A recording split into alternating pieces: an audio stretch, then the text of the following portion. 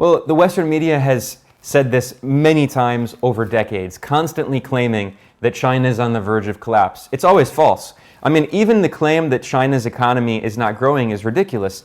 China's GDP is estimated to grow by around 5% this year, which is very healthy compared to many Western economies, which are stagnant or even in recession. In Europe, we see multiple economies going into recession, and the situation looks like it could get even worse in the near future. So this is an example of psychological projection, accusing your adversary of your own problems. But furthermore, what we're not seeing in China is an economic collapse. What we're seeing is an economic transition. China has economically developed, it has built infrastructure at an incredible rate, and now the government and many economists have understood that they need to transition their economy to more advanced forms of production, focusing on very high value-added production of advanced technologies, because previously China has been moving up the production chain of industrial production, first working on very low value-added products, moving higher up, and now China is one of the world's most advanced technological powers. We have seen that the United States has tried to prevent China from innovating. In fact, it was the US Commerce Secretary, Gina Raimondo, who said explicitly that Washington's goal is to prevent Beijing from innovating. But instead, we've seen the opposite. China has made massive strides forward now with new semiconductor technology, chips that are 7 nanometers, despite the US sanctions, which are illegal according to international law.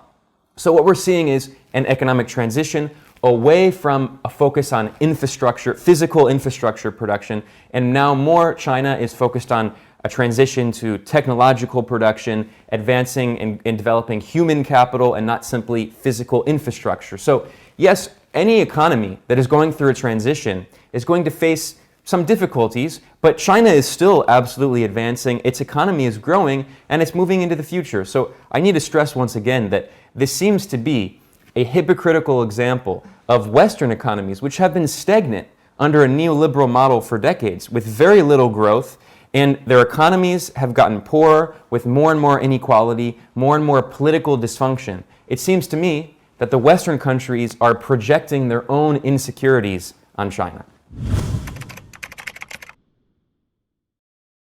The reason that the U.S. infrastructure is literally falling apart, quite literally everywhere we look, bridges are collapsing, trains are constantly derailing. The reason this is happening is because of financialization and because of the neoliberal policies that the U.S. government has been implementing for decades, which has taken money away from investment in infrastructure, investment in production, and that capital is all being invested in financial speculation, in pumping up big bubbles, asset bubbles of speculation. This does not actually contribute to making the lives of people better. It does contribute to making a small handful of wealthy people even richer. 1% of the US population owns more than half of the stocks in the United States. So we're talking about a deeply unequal society, and the US government has, for decades, implemented policies that have only benefited a small handful of corporate oligarchs at the expense of the rest of the population.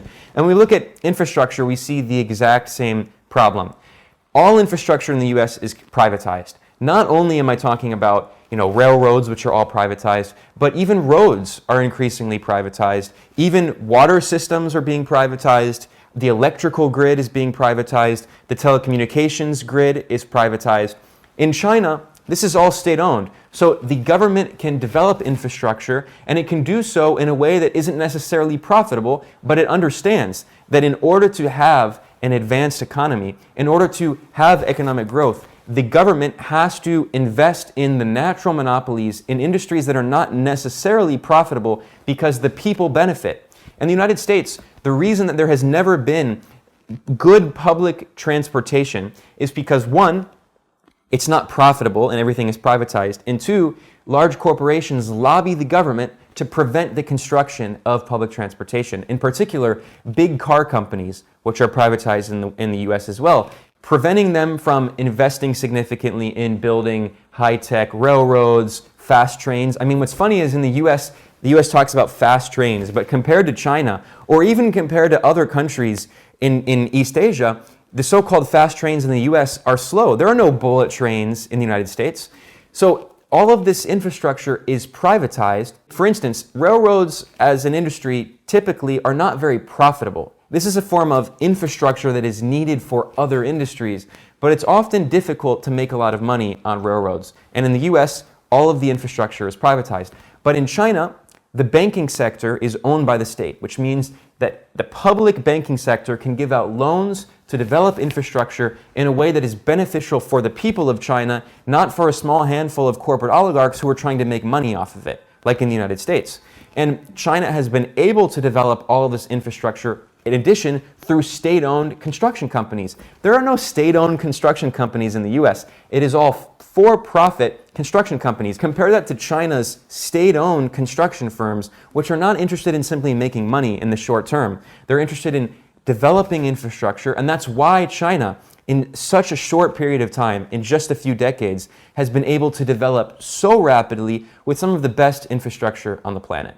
The US could learn from China's example, and if the US government were not controlled by these corporate interests, the US could actually have state investment in infrastructure, but all of the banks in the US are privately owned. There is no public bank in the US. So where is the funding going to come from, and who's going to profit? That's the problem. In the US, if you want these advanced railroads, one, you have to go against the lobby, the big car lobbies, but two, you have to find a way to make it profitable. And if it's not profitable in the US, it doesn't get done.